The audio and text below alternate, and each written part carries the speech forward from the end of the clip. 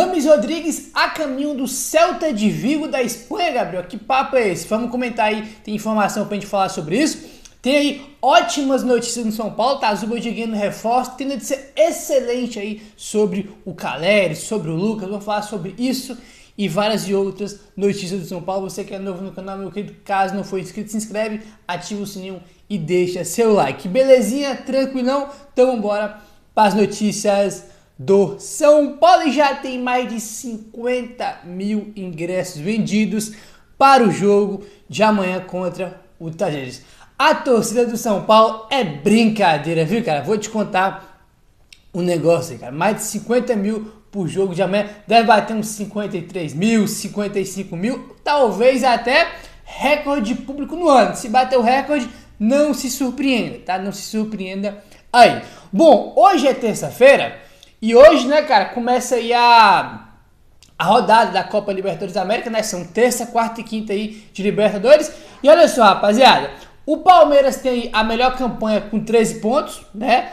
O River Plate também tá empatado em pontos com o Palmeiras, mas tá atrás em saldo de gols. O River também tá com 13 pontos, com a segunda melhor campanha. O Tajeres, nosso adversário amanhã, tá com a terceira melhor campanha, também com 13 pontos, tá? Aí o Galo tem a quarta melhor campanha com 12 pontos.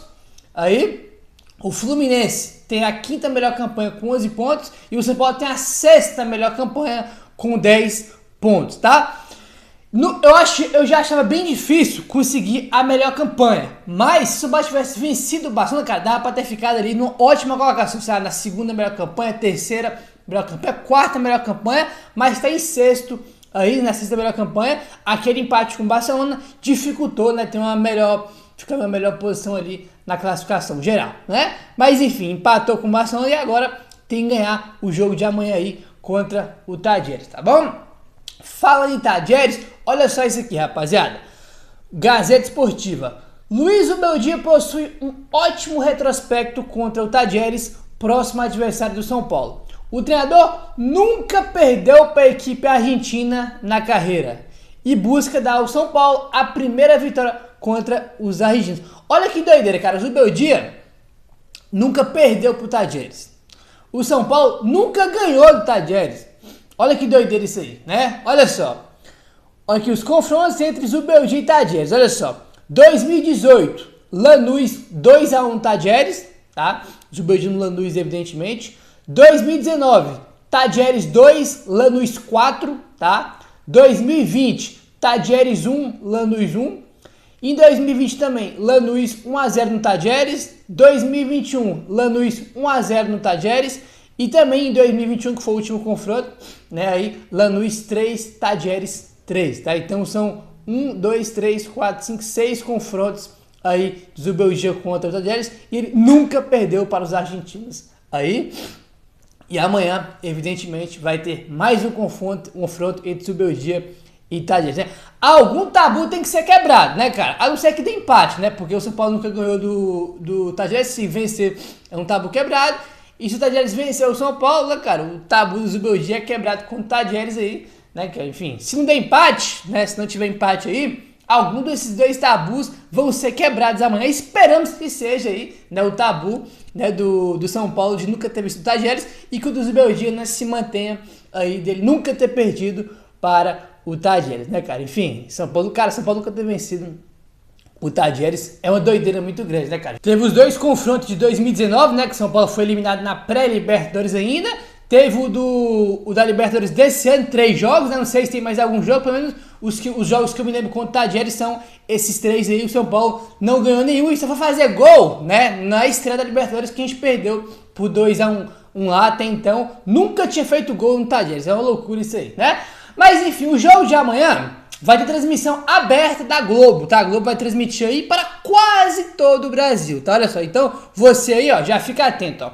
São Paulo e Tajeres terá transmissão da Globo para os seguintes estados. Vamos lá. São Paulo, Paraná, Goiás, Mato Grosso do Sul, Mato Grosso, Tocantins, Bahia, Ceará, Maranhão, Pernambuco, Distrito Federal e as cidades mineiras de Araxá, Uberaba e Uberlândia, tá? Vão ser aí os estádios que a Globo vai transmitir o jogo do São Paulo, né? Os outros estádios vão estar aí com o jogo do Fluminense, né? Que é Fluminense e Alianza Lima, se não tenho enganado, né? Fluminense e outro time lá que eu esqueci o nome, tá bom?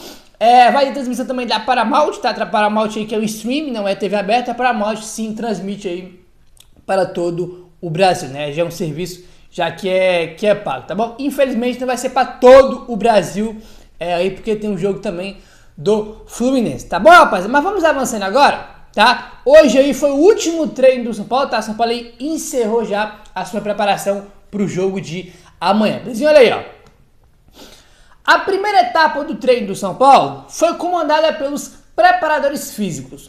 Os atletas fizeram exercício de mobilidade e ativação, seguido de uma roda de passes.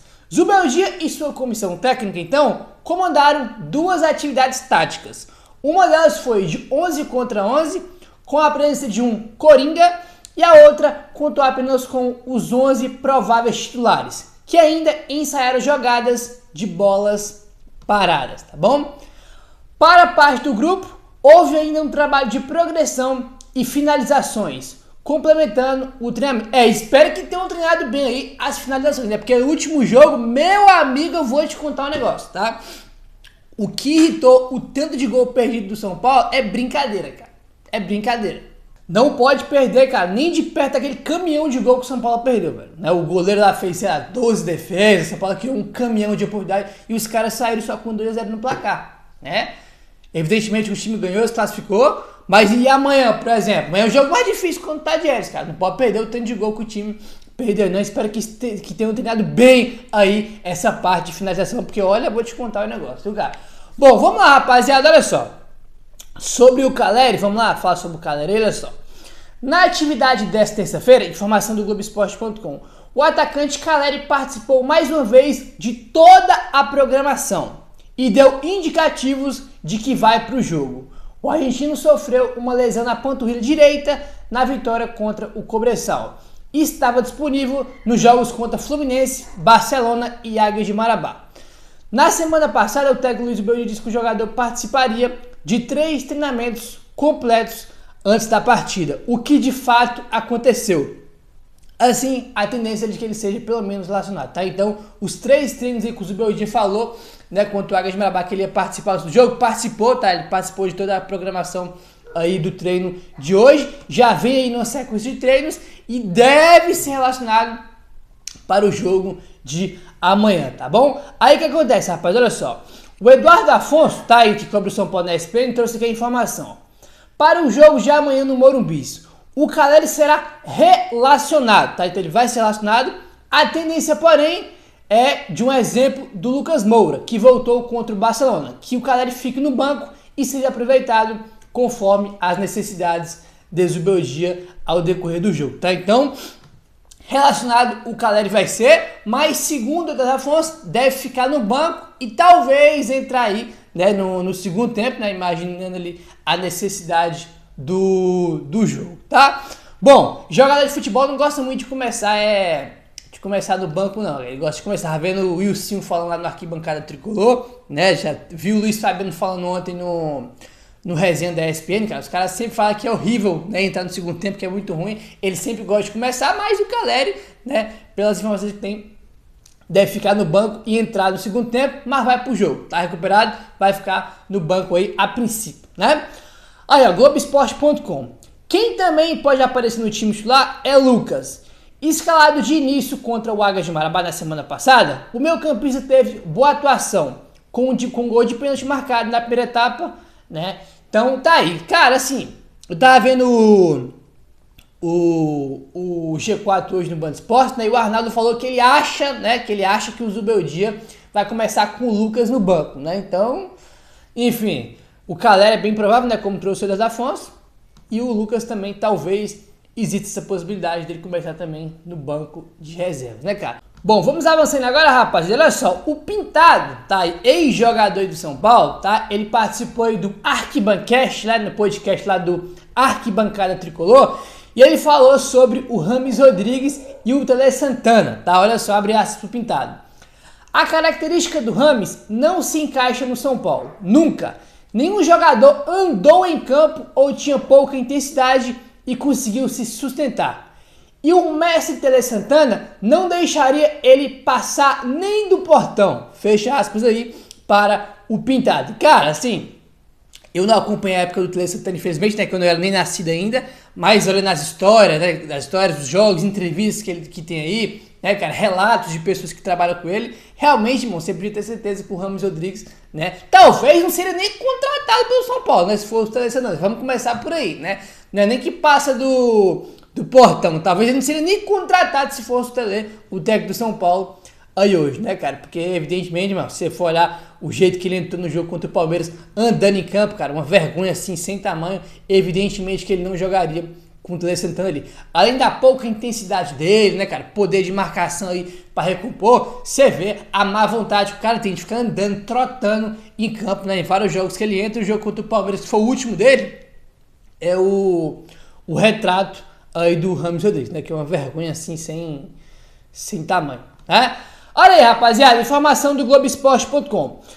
Liberado pelo São Paulo, Rames quer esperar o fim da Copa América e conversou nos últimos dias com o técnico Néstor Lorenzo, da Colômbia.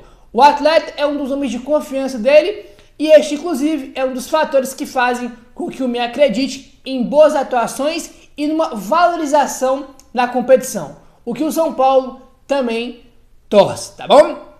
Aí o que acontece? O Globoesporte.com trouxe informação aqui, tá, sobre o Celta de Vigo, olha só. O Celta de Vigo fez uma consulta ao staff de Rames Rodrigues e pode formalizar uma proposta nos próximos dias. O São Paulo acredita que a Copa América será um divisor de águas, no caso do Rames Rodrigues, né, para valorizar o jogador. A informação do Globoesporte.com, tá? Então, o Celta de Vigo da Espanha, tá, fez uma procura aí, né, uma sondagem pelo Rames Rodrigues e talvez, né, quem sabe, possa vir aí uma proposta oficial do Celta de Vigo, né? Aí o que acontece, rapaziada? Vamos lá. O Daniel Perrone, né, que cobre também o São Paulo aí, ele fez um post aqui dizendo o seguinte, ó: Rames no Celta, a negociação envolve 3 partes e só se concluirá se as 3 estiverem satisfeitas. No caso do São Paulo, o clube não dispensará o colombiano de graça. Tá? A informação que traz aí o Daniel Perrone, que o São Paulo não vai liberar ele aí de graça, né? E tem mais um pouquinho aqui que ele coloca, um trechinho. A intenção do São Paulo é ao menos rever o investimento inicial. Aí já não sei, né? Até porque, né, tudo que o São Paulo já gastou com o Rames, mais a dívida que tem com ele, né? Não sei se vai conseguir aí esse investimento que fez, né? Contando, o São Paulo não pagou ele porque ele estava livre, né? Mas pagou luva, pagou salário e tem a dívida que o São Paulo tem com ele, né? Não sei se ele vai conseguir recuperar tudo isso.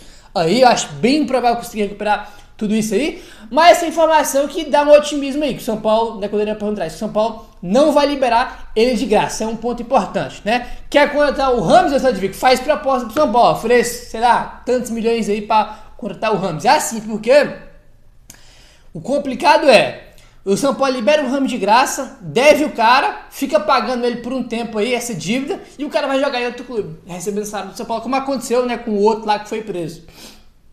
Né, cara? Então, eu acho que o São Paulo faz certo em não querer liberar o Rames de graça, apesar que eu sempre achei que o caminho aí seria uma rescisão contratual, que é literalmente sair de graça aí, mas enfim, se o São Paulo conseguir vender o Rames Rodrigues, seja lá por qual preço for, né, que a gente faz a menor ideia aí, seria o ideal, né? Porque, sei lá, o São Paulo vende o Rames, pô, tem uma proposta, o São Paulo vende ele, o São Paulo vai pegar esse dinheiro e pagar de dívida aí, pagar a dívida, né, do Rames que eu tirei. Ou então falar, ó, eu vendo o Rames Rodrigues pelo preço da dívida, vocês pagam o Rames aí, que é a dívida que eu tenho com ele, e liberam ele de graça, aí acabou. Né? No caso de graça, né? Porque o clube pagaria essa dívida que o São Paulo tem com ele aí. O Trivela fez a matéria, né, do Eduardo De Conto, dizendo que era 2 milhões de euros que o São Paulo deve pro Rames Rodrigues, mano, sei lá, dá 12 milhões de reais, né, cara, mais ou menos. Isso aí não é uma dívida que chega, pelo menos por enquanto, né, até onde sabe que não chega ao ponto do outro lá que foi preso, né, que era 20 e poucos milhões, né, pelo menos por enquanto, né, vamos ver aí quando ele acertar a série dele do São Paulo, que vai sair aí, né, ele não vai mais jogar no São Paulo, tá bem claro aí, enfim, assim, se ele for pro Celta de Vigo mesmo, que a gente não sabe, né, por enquanto é uma sondagem, né, uma conversa ali inicial, se ele for pro Celta, eu vou ficar surpreso. Por que, Gabriel, vai ficar surpreso? Porque pelo que ele não vem jogando no São Paulo, ou nunca jogou no São Paulo, e não vinha jogando nos últimos clubes, o Celta de Vigo talvez seria, irmão, até muito por ele, né? Quando eu falei que o André trouxe informação que ele estava sendo oferecido para alguns clubes da Espanha, eu falei, deve ser algum daqueles times ali que briga para não cair, que não sei o quê. Apesar que o Celta terminou perto das zonas de rebaixamento, né? Nessa última La Liga que acabou de acabar. E aí, acho que o Celta seria até muito, tá? E se ele fosse para lá, eu ia ficar surpreso, porque eu pensei que nem o Celta da vida ia querer contratar ele pelo retrospecto dele nos últimos anos, mas enfim, tem bobo pra tudo no mundo, né, cara? No futebol, então, que o diga. Certo, meu querido? Se inscreve no canal, ativa o sininho, valeu, tamo junto e saudações tricolores.